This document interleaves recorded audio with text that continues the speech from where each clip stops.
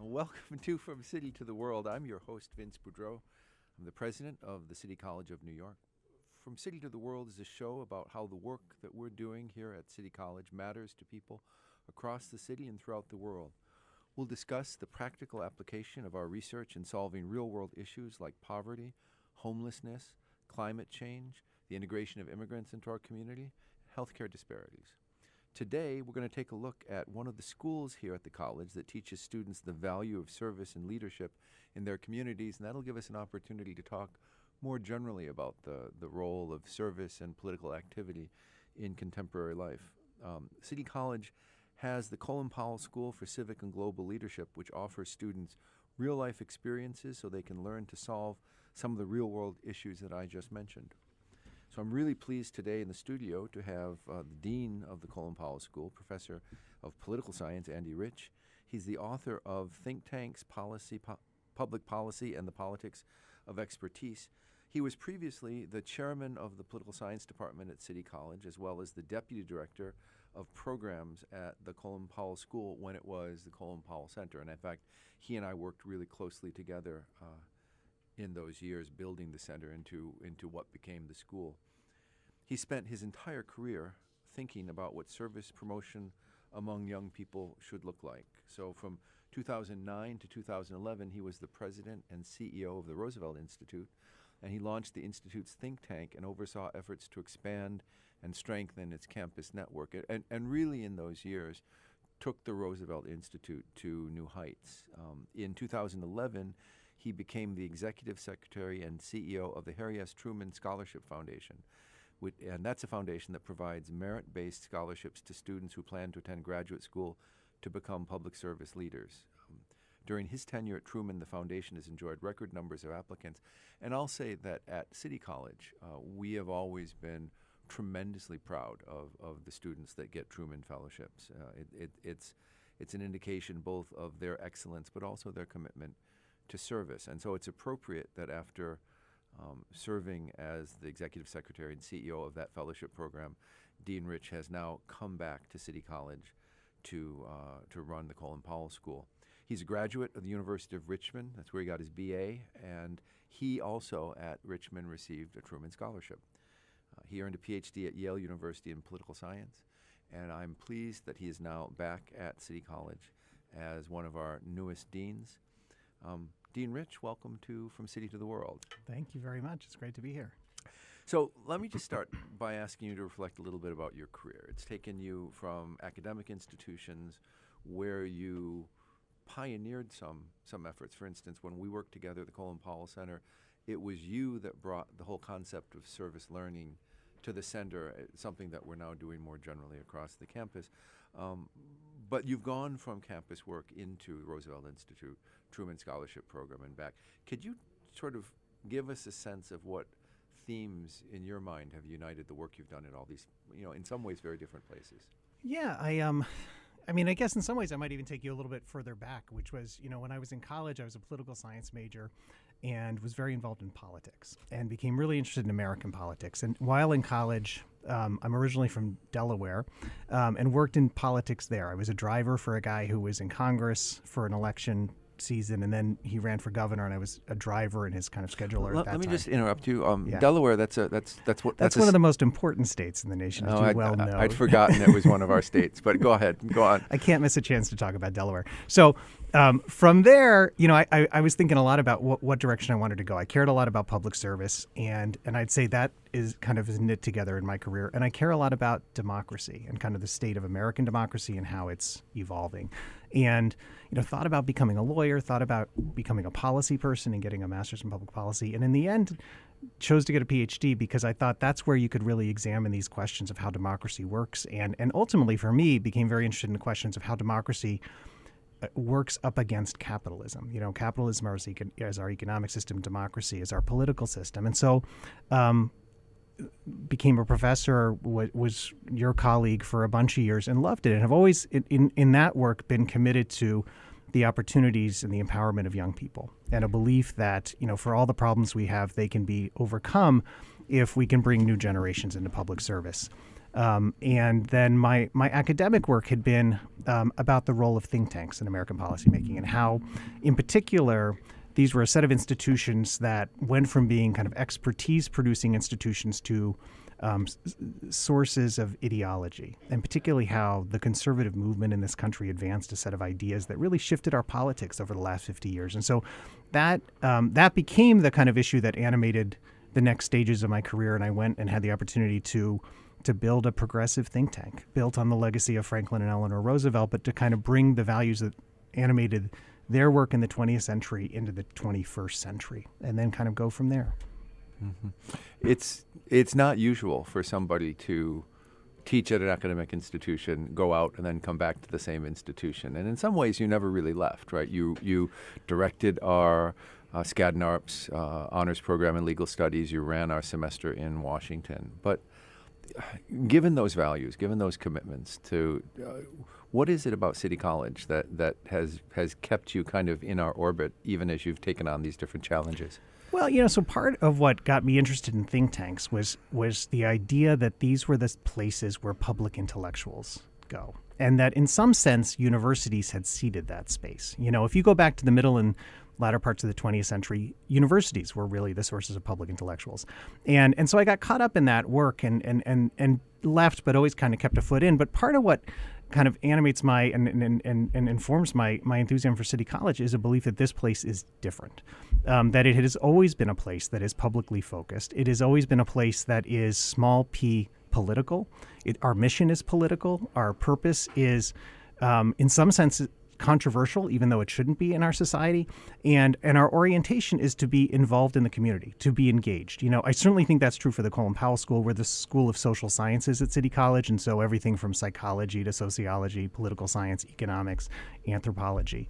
And in all of our work, we're doing first-class academic scholarship, but we are also looking for ways to think about problems that are affecting Harlem, New York City, this nation, and the world. And to make sure that our work, I think we really have been, long before I got there and back when you were the dean of the Colin Powell School, really concerned with recruiting and retaining faculty who care about the world around us and whose questions in their research are focused on that.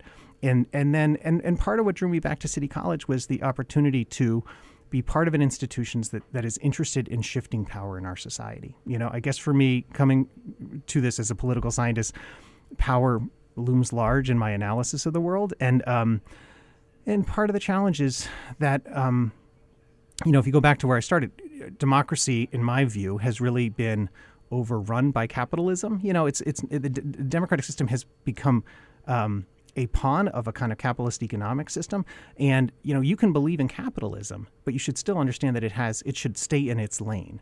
We need democracy not to be infected by the money from the capitalist economic system, and sort of all the other things that come with it, and those are really big problems in our politics, and they're structural, and frankly at this moment they're constitutional, and in my mind the way through is through the energies of young people. That it is going to take a couple of generations. These are not policy problems in a narrow sense. I just spent 7.5 years living in Washington, and we think about everything as if there's a policy fix to it. There's no policy fixes to this. This is going to take movements, and it's going to take a generation or two of folks who really think and organize and engage in different ways to make those changes. And I think there's no finer institution where we're training folks for that kind of work than City College. I think it's embedded in our 172-year history. We have always been that place, and in all the time I've been here as a professor and as an instructor, I have taught so many students who have a sophisticated understanding of how power operates in our society and how some people have it and most of the time they don't. And how they can get it and how they can organize to get it. And that there's nothing more rewarding in my mind than getting to work with those students and being a part of the project of helping them get power in our world. That prompts me to say on this show where we usually pair somebody from City College with somebody outside City College. And in the second half of the program, we'll be joined by Mohammed Alam, one of your former students, a former Colin Powell Fellow on campus, who has recently been elected to a 2-year term as the vice president of the Young Democrats of America. Yeah. So exactly the kind of activist, and I believe was the head of the Roosevelt, That's Student right. Roosevelt He was. Network. Yeah. So kind of one of your prodigy here on campus. I want to ask you one question that's prompted by something you said about the role of universities and how it's changed. Because I've quoted you, this idea that universities have kind of lost their position as the shapers of public discourse. I think it's right, and I think it's necessary for us to play a kind of different role. But how do you go about repositioning a university to play that role? And I guess that's also a way of asking you, now you're in position to shape how a whole school at City College is going to address these concerns. So, is that part of your program for the Colin Powell School? And could you kind of unpack that a little bit for us?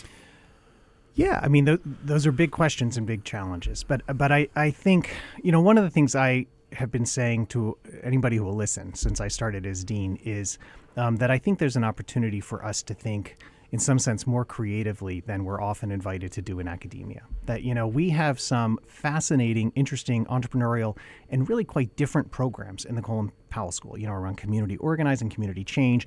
We have a master's in public administration that I think doesn't look like any other program in the country. We have a chance to make it even more different. And across a range of programs in psychology and sociology and economics, we can do things in a way that is more oriented around the community and oriented around our students having the kinds of training combined with the kind of theoretical and academic knowledge they need to be simultaneously good citizens, engaged people in community, and prepared for the workforce. Mm-hmm. And I think a lot of that conversation isn't going on in academia in the ways that I would encourage it, and that is a way that I think academia used to be organized. So part of it is having a more intentional conversation, and then part of it is forming partnerships with local organizations, local efforts that are trying to create change, and seeing where we can't get our students plugged in and actually get our faculty plugged in to producing work and producing leaders who can be part of the movement for change. I mean, one of the things that I think is most essential for us is making sure our students, and this is probably my top priority at the moment, making sure as many of our students as we can afford to do this for, that they get meaningful professional experiences while they're still in college, that we don't see that as an add-on, but we see it as an integrated part of the educational experience at City College. And, going back to what you and I started at the Colin Powell Center around service learning, it's making sure that at least where the opportunities exist, the curriculum, the courses have direct relationship with real public problems and with partners in the Harlem community around New York City, so that our students have that kind of an experience to both learn from, but also then to draw on when they go out and look for a job. Mm-hmm. You are listening to From City to the World on WHCR 90.3 FM in New York. I'm your host, Vince Boudreau, the president of the City College of New York, and today we are talking first with the dean of the Colin Powell School, Professor of Political Science, Andrew Rich. He is the author of Think Tanks, Public Policy, and the Politics of Expertise. And we will be shortly joined with one of his former students and the current vice president, national vice president of the Young Democrats of America, Mohammed Alam. So let's actually talk a little bit about the moment that we're in nationally and where you see this mission you have for City College and the students here. This is a moment of real cynicism about certainly about government, in some ways about at least some varieties of service. I know a lot of students, when they think about service, they're oriented immediately towards, advocacy or social movements. But I mean, where do you see the relationship between this mission of getting our students involved in a project for changing the trajectory of democracy and capitalism in the country and the particular moment we're at in the U.S.? Yeah, it's interesting. I don't think young people are as cynical as people our age. I think, and I'm in a lot of conversations with people our age all the time, and I will say this, this is what I thought, at the Truman Foundation, we supported young people committed to careers in public service. So from across the country, we would bring together folks who really wanted to make a difference, and they were typically 19, 20, 21. We worked with them through their 20s. And, here we get an opportunity to do that on a much larger scale. Truman was a relatively small program. Here we have arguably 3,500, 4,000 students in the Colin Powell School. And what I find in my conversations with them and what I hear from my colleagues who are teaching them is, they're thinking about problems in different ways. They don't see this as their political moment. It's not that they're naive about what's happening in our political system at this moment. They actually, I think, as I said before, have a more sophisticated analysis of it, that it actually has historical roots, that this isn't just an aberration, but this, what's going on in our politics can be understood in terms of a set of decisions that people our age and older have made in the political system and around the political system that made it possible for our politics to be so far off track. But the reason they're less cynical is they know that their moment is coming.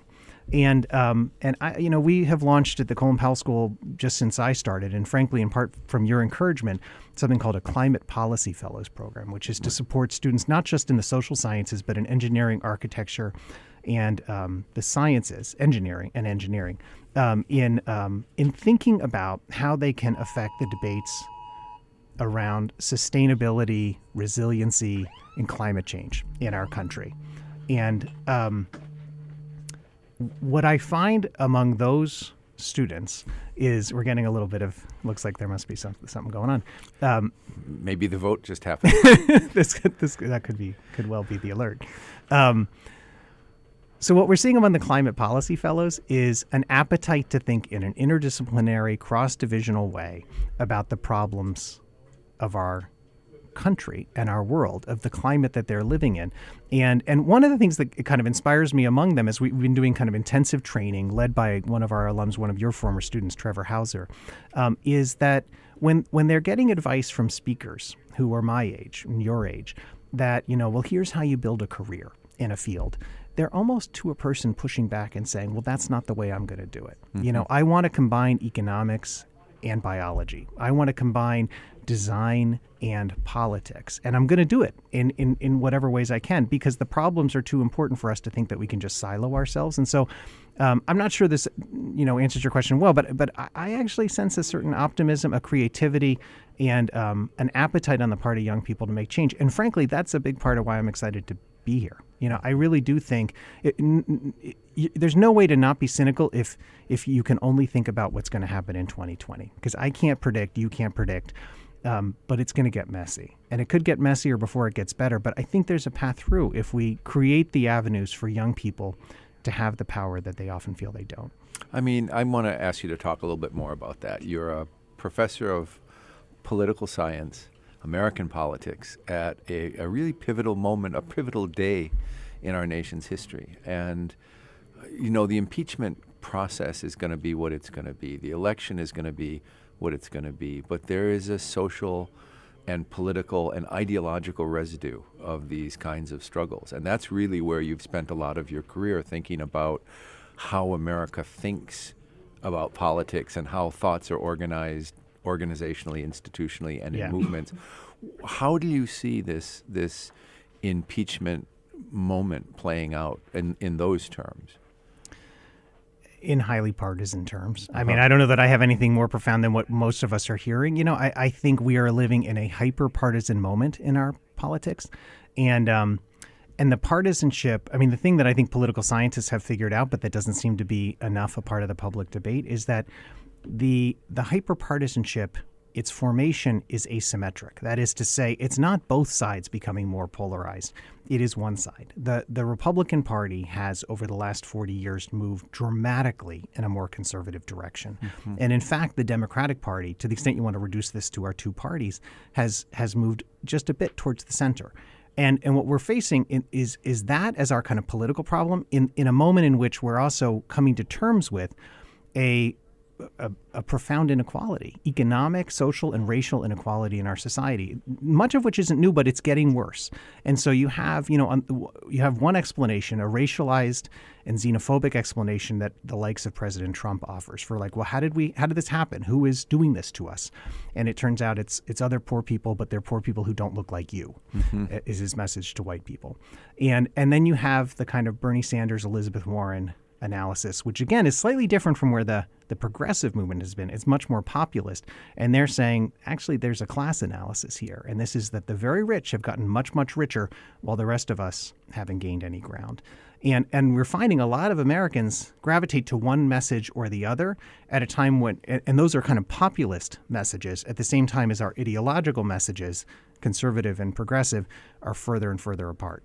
Mm-hmm. And so then the question is, how do you remedy it? And so I spent 3 years building a think tank that was aimed at trying to correct the asymmetry in what I called the war of ideas, that conservatives had the upper hand. That, the way we start public and policy debates in this country is that limited government, unfettered free markets, limited notions of family, that's what you have to argue against or have to begin an argument with. And what we were going to build at Roosevelt, and in many ways Roosevelt is thriving on this front, is a place that was going to offer alternative narratives on those things. The challenge is what I came to believe is that shifting this asymmetry, changing the war of ideas is absolutely essential, but the problems in our politics are more fundamental. When you think about the kind of inequalities in the economy, the political asymmetries, and so that's what got me focused on young people. When the opportunity to work at Truman and then the opportunity to come and work with you here at City College came up, to think about how you can engage young people in the project of making change. And I think our way through is in what we as academics would call movement politics. I mean, and this is for a guy who lived in Washington and kind of thought and operated in fairly elite political circles. But I think the change is going to come from the outside. It's not going to happen from within Washington. The erosion of democracy by capitalism, in some sense, has made that almost impossible. The flow of money in our politics makes that almost impossible. So it's going to have to come from the outside. And that's why I think what we're doing is so important. I mean, I really think, and I think the role, if I may say, just, part of what makes City College so special is that we are a leader in public higher education and public urban higher education. And part of what I think, if you look at the analysis that's out there, if we don't address the disinvestment in public higher education and just a belief that has somehow become pervasive in our country that public higher education is not necessary to the economic well-being and the shared success of our people, we're going to see things get worse before they get better. And so for me, there's the very kind of practical daily opportunity to affect change at a place like City College, working with our students, with our faculty, and with our staff.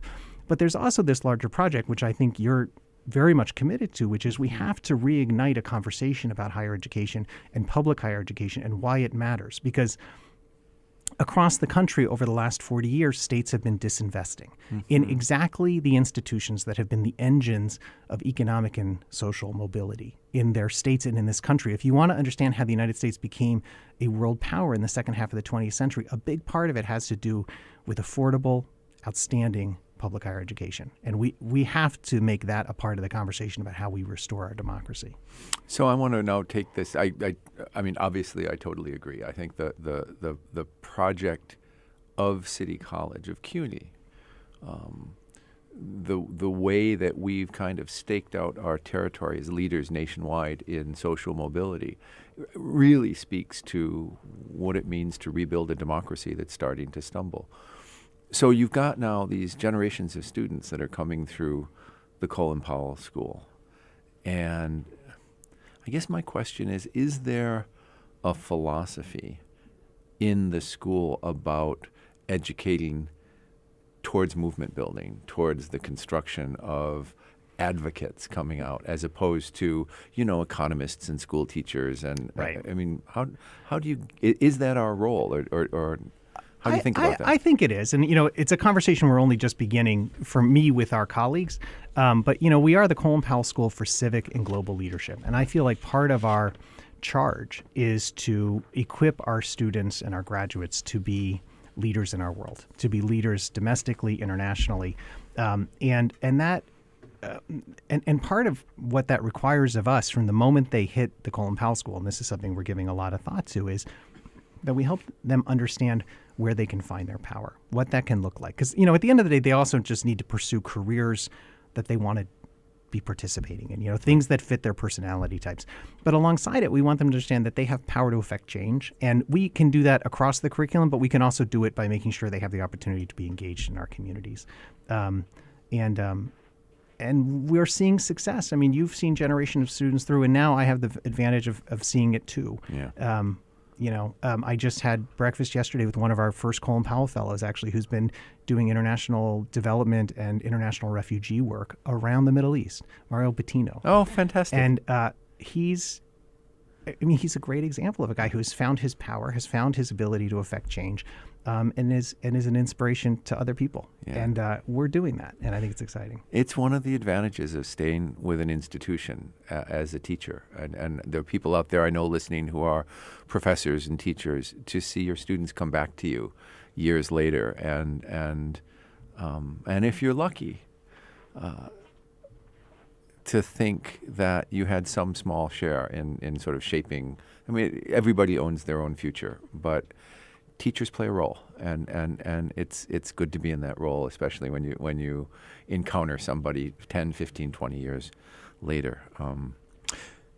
So we're going to take a quick break right now. When we return, we will have on the phone Muhammad Alam, Colin Powell School alum and Vice President of the Young Democrats of America. He'll join the conversation. But we also are asking Dean Rich to stay around so that we can have a three-part discussion. Stick around, folks. We'll be back in just a few minutes. We're back From City to the World, still waiting on the world to change here in New York. I'm your host, Vince Boudreau, the president of City College of New York. And on the phone, real treat actually for, I think, both Professor Rich and myself, we have Colin Powell School alumnus, Muhammad Alam. Mr. Alam graduated with honors from the Colin Powell School with a bachelor's degree in political science, and he had a concentration in government with a minor in public policy and public affairs. As a student, he was a Powell Fellow. He was a student ambassador at the Colin Powell School and a fellow in the Charles B. Rangel Center for Public Service. And he also co-founded and served as president of the Roosevelt Institute here at City College. This is a franchise of the nationwide campus-based network that Professor Rich initiated and built while he was the director of the Roosevelt Institute. Mr. Alam is a Muslim Bengali American, the son of immigrants. He was born in New York and raised in Brooklyn. And he's growing up in Buffalo as a law student. He's currently pursuing a law degree at the University of Buffalo. He served as a student attorney for the law school's Community Justice Clinic, and that works to protect the rights of immigrants and refugees. He received the Man of the Year Award for his service to New York State as a Young Democrat, and in July 2019, he was elected to serve a 2-year term as the National Vice President of the Young Democrats of America. He was also appointed to serve a 2-year term on the Youth Council of the Democratic National Committee. This is a guy who right out of the gate has embraced a life of public service, and I mean that as a student on campus and continuing into his graduate years. So it's a real thrill, Muhammad, to welcome you back on campus and From City to the World. Are you there? Yeah, thank you so much. Can you hear me? We can hear you, and so can all of America. Well, hopefully they're all listening and not watching this circus Listen, on TV. If they knew you were on the line, they'd all be listening. Listen, well, thank you so much for having me. It's a pleasure to be on. And as I was listening as the two of you were talking, and I just realized how intertwined my presence on campus was with Professor Rich's. I mean, I helped start Roosevelt while he was the president of the national organization. I was a Skadden Fellow. I even applied to the Truman Fellowship while he was the executive secretary. So we kind of overlapped on every following possible. each other. Yeah.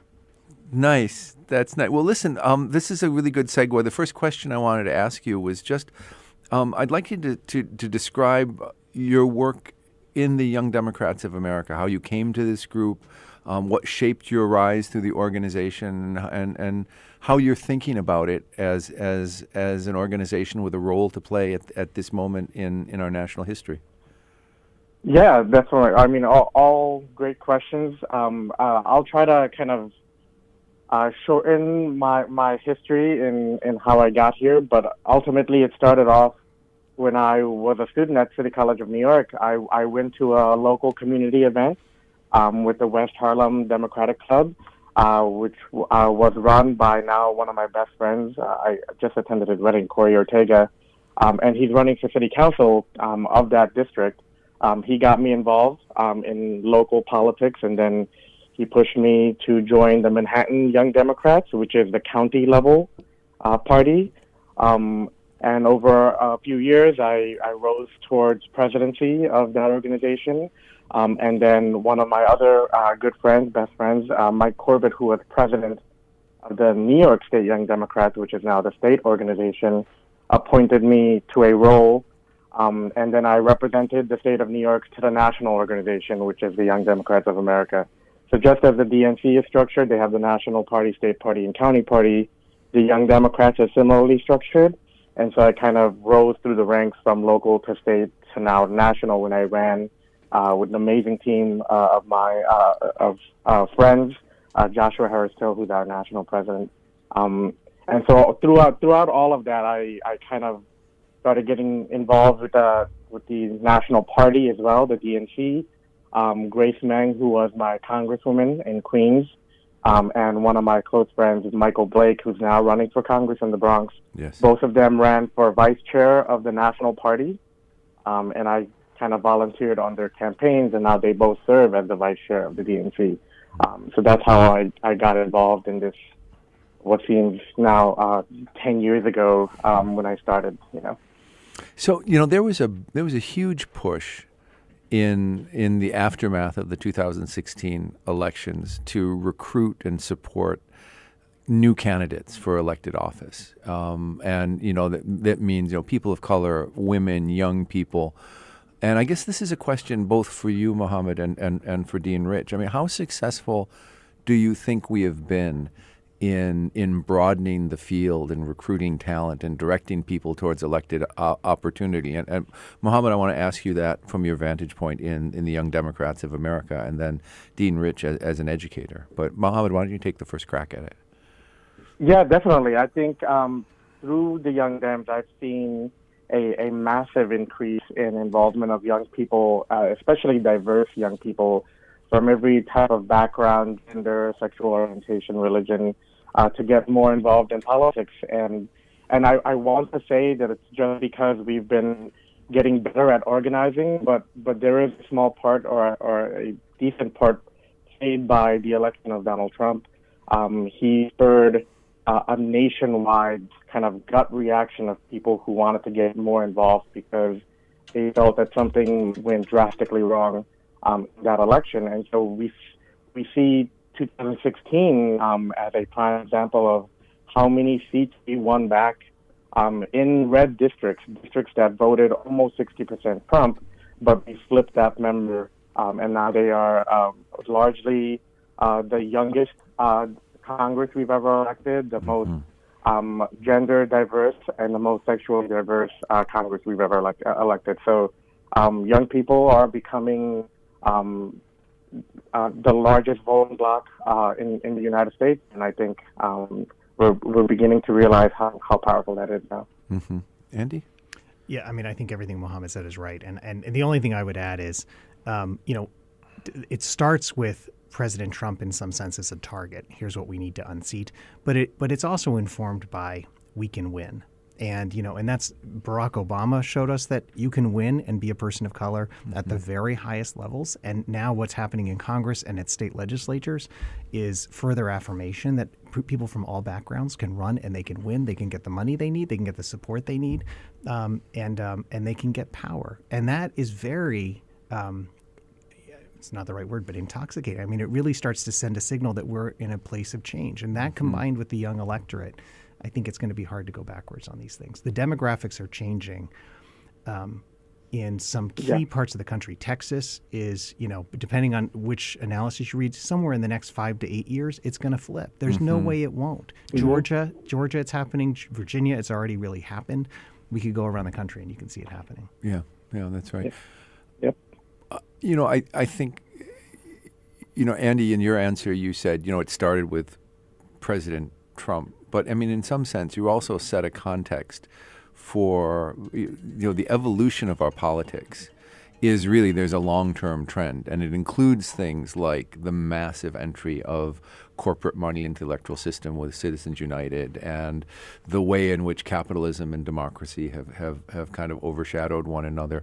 So I want to come back to Muhammad with this question. You have a strategy to mobilize people for electoral politics and to really think in a different way about power. And how do you balance the response specifically to a Trump presidency on the one hand against the knowledge that I know you have that we're talking about something that is much more structural, much more deeply seated, much more long term than his 3 years in the White House? Yeah, so I think young people across the country and of every generation, not just mine, have always been aware or are now becoming more aware of all of the structural problems between criminal justice, between money and politics, and all of these other issues, gun violence. But they have always kind of needed or have looked for some type of spark or moment for them to get involved. And I think Trump was kind of that ignition for them to take all of the values that they already hold and want to do something about it. Mm-hmm. But in terms of how we combat this, I mean, we have to acknowledge that money plays a huge part in our politics, for good or for worse, and right now it's definitely for the worse. Mm-hmm. But we have candidates like Elizabeth Warren and Bernie Sanders who have proven that grassroots organizing has been able to outraise even most of the established candidates who come in with a lot of money. I mean, over the last 2 quarters, we've seen the filings that small dollar donations have led to more fundraising than large donations. So it's very possible to win locally and through grassroots efforts, and it's the way we move forward as a country once we kind of do away with the influence of capitalism in our politics. Mm-hmm. Mm-hmm. You are listening to WHCR 90.3 FM. The show is From City to the World. I'm your host, Vince Boudreau, the president of the City College of New York. And we are talking to Andrew Rich, the dean of the Colin Powell School, and Muhammad Alam, a graduate of the Colin Powell School, who is currently the vice president of the Young Democrats of America.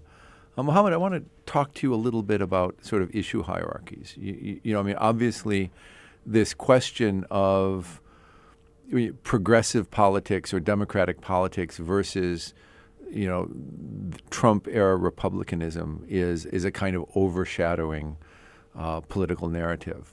But as you go around and you talk to young people about political involvement, you can run through a list of issues: healthcare, gun violence, the role of money in politics, the status of immigrants in our society and the way they've been treated.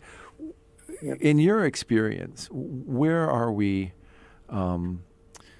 Which of these issues is most captivating to the demographic that you're specifically talking to, or is that not the way to approach the question?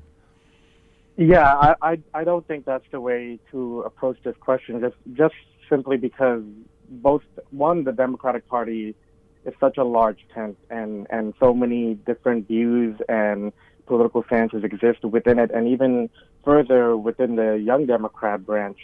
All of us are so passionate about the issues that affect us directly. Some of my personal issues that I advocate for on a daily basis is criminal justice reform and gun violence prevention. Right. I was just in D.C. last week with the Center for American Progress and the Generation Progress organizing around gun violence. And I've done, as a student attorney, I worked on representing an undocumented family, getting them asylum in the United States. Mm-hmm. So it issue-specific kind of ranges widely around our age group. Mm-hmm. So the framing is more about how do we win local and national seats so we can advocate for all of the issues that we want to advocate. Because if we create a hierarchy of these issues, then a lot a lot of people will feel like they're not a part of the conversation. Mm-hmm. So I'm going to ask you another of these kind of, everybody says this is how to think of it, and you can tell me if it's the right way or the wrong way. There's a lot of talk right now about what's the best way to put a winning coalition together for 2020. And you know, one view you see is we have to excite people, and the way to do it is to recruit progressive candidates that will ask questions that haven't been asked before and make proposals that are bold and will change things utterly. And you could put a Bernie Sanders and Elizabeth Warren in those camps. And then there are others that say, well, what you really have to do is capture the middle. So you want somebody who splits the difference between kind of a traditional Republican and the progressive wing of the Democratic Party. So you get a Joe Biden and an Amy Klobuchar and maybe a Pete Buttigieg in that area. First of all, what do you think about that way of characterizing the dilemma? And if you think it's a good way of doing it, what do you think a winning strategy is? And I'm interested in what both of you think about this. So, but Mohammed, let's start with you. Yeah, I think I cut out a little bit in between that, but I understand the question, and as in how do we build a winning coalition for the upcoming election and so forth. And specifically, do we, push a progressive agenda that will be exciting and mobilizing to new voters, or is the job to kind of capture the political center?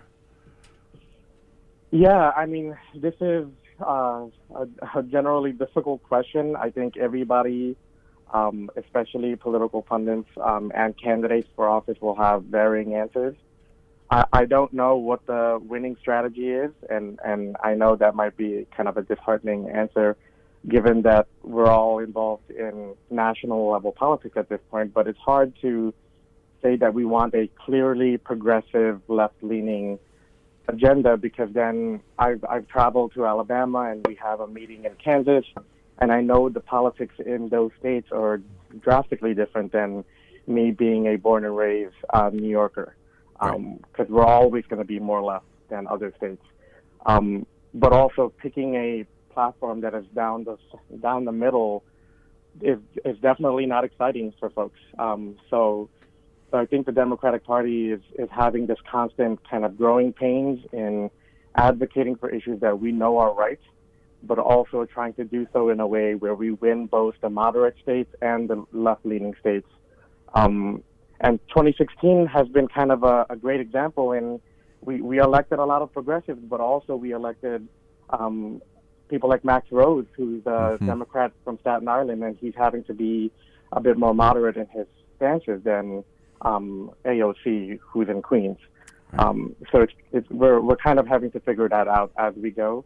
So there isn't really a one-shoe-fits-all model here. Mm-hmm. Dean Rich? Yeah, I guess I generally think we're overthinking this in many ways, and that I am generally of the view that any of them could win, or all of them could lose.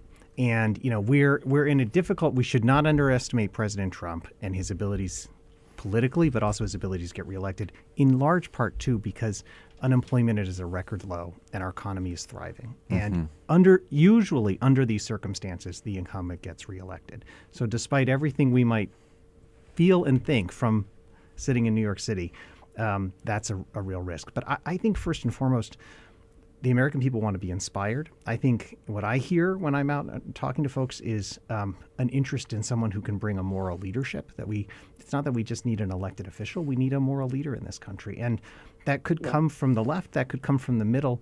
I think people tune in on some policy, but that's not the thing that really is the heart of the campaign in the end of the day. And so I think we overthink it, or we sort of think, oh, so-and-so is not electable.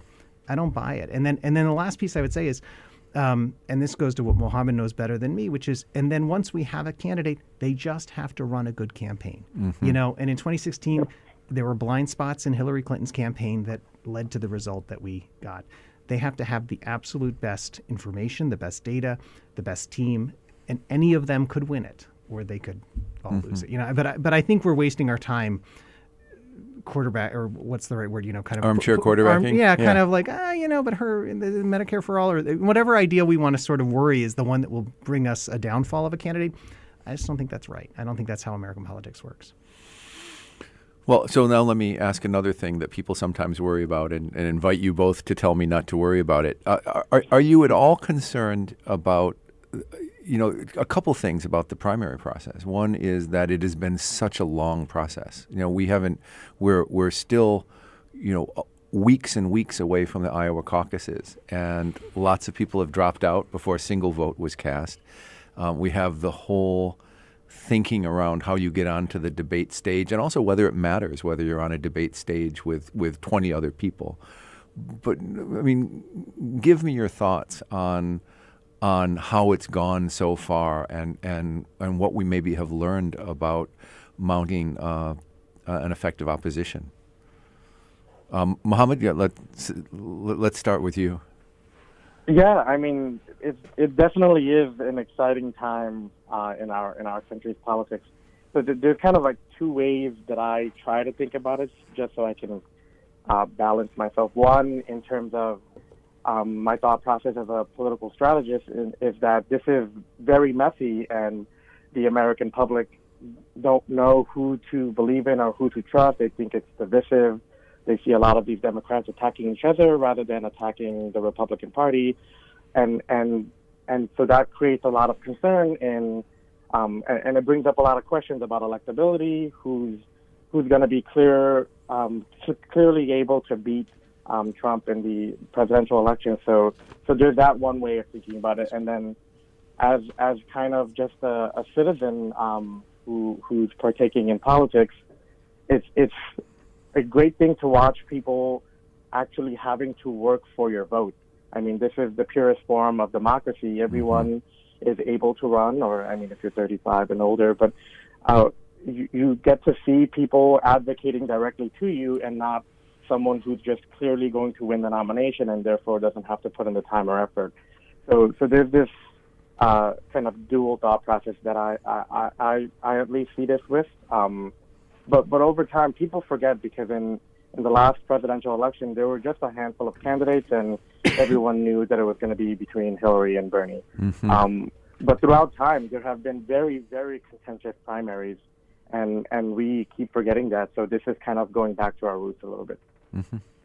Yeah, I think Mohammed's last point is an important one, which is, we'll get through this. It feels ugly right now, and it is kind of ugly. And if you're knee deep in it, as some of my friends are, it feels really hard.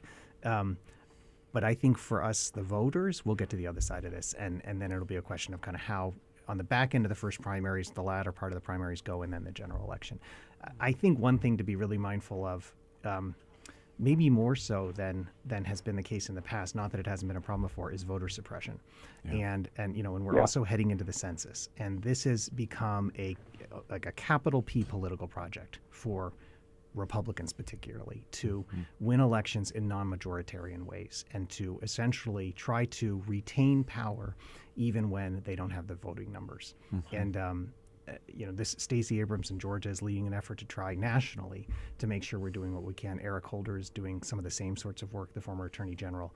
I think this is essential for Democrats. I think it's essential for our democracy, and we don't pay enough attention to it. Definitely.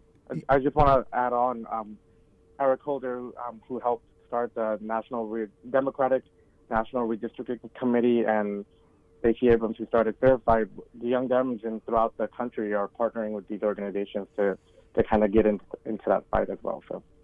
So let's end on that note, since it's it's an important question. And what's going on right now, there are efforts in Georgia and I think Wisconsin to purge voter rolls, but we know there's lots of other ways that voters are suppressed.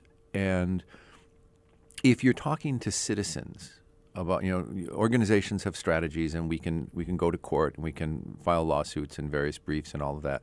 But talk about some of the other ways that voting is suppressed, and things that ordinary people need to know in order to ensure that their democratic rights and the rights of their family and neighbors are protected. Mohammed, what do you think?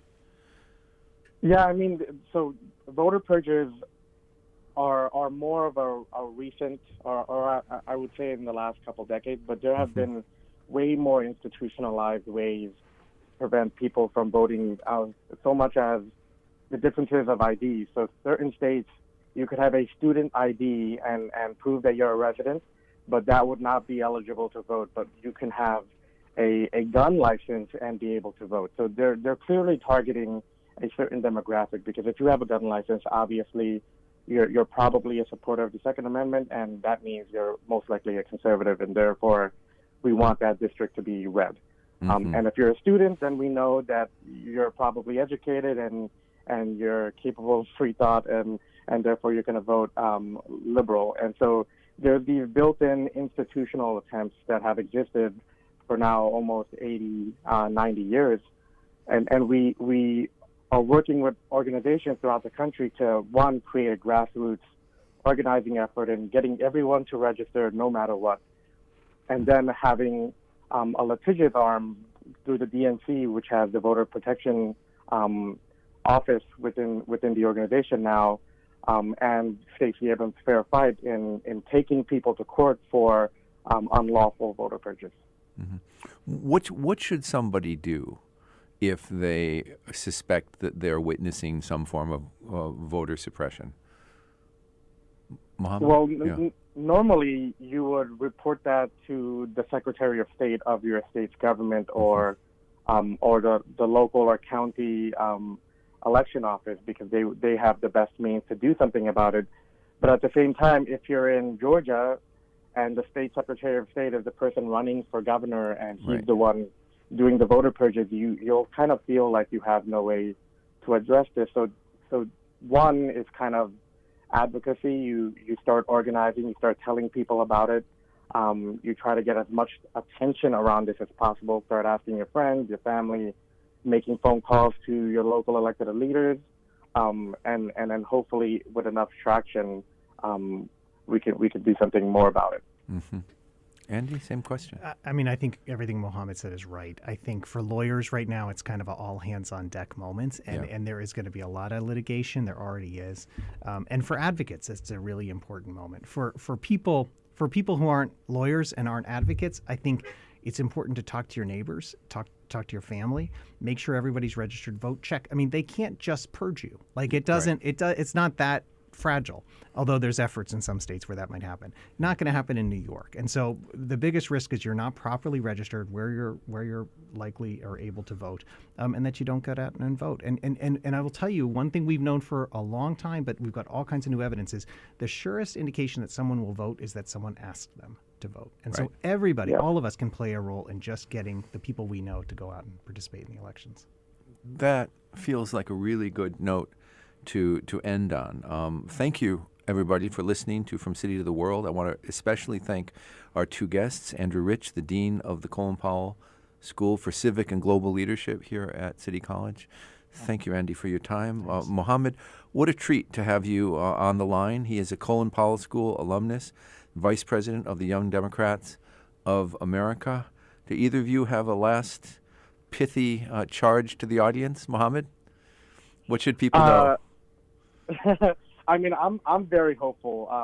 Given all of the contention and disparity we see in our country's politics, I am still very hopeful, as always. It comes in waves, and we'll get through this. So I have no doubt that we will move forward as a country and as a people. Excellent. Andy? I was just going to say, with leaders like Mohammed, our future is bright. All right. We are. Thank you so much. Ladies and gentlemen, we are going to get through this. If you missed any part of this show, you can go to WHCR.org and click on the archives. You can also go to the City College homepage, ccny.cuny.edu, and search for From City to the World. The show is produced by Angela Harding and yours truly, Vince Boudreau. The board operator is Angela Harding. I'm your host, Vince Boudreau, the president of the City College of New York, and you have been listening to From City to the World on WHCR 90.3 FM. God, you know something? I just got fired, ladies and gentlemen. 90.3 FM on your dial. We are here on the third Wednesday of every month at 3 o'clock. See you next month. Thank you for listening. Bye-bye, everybody.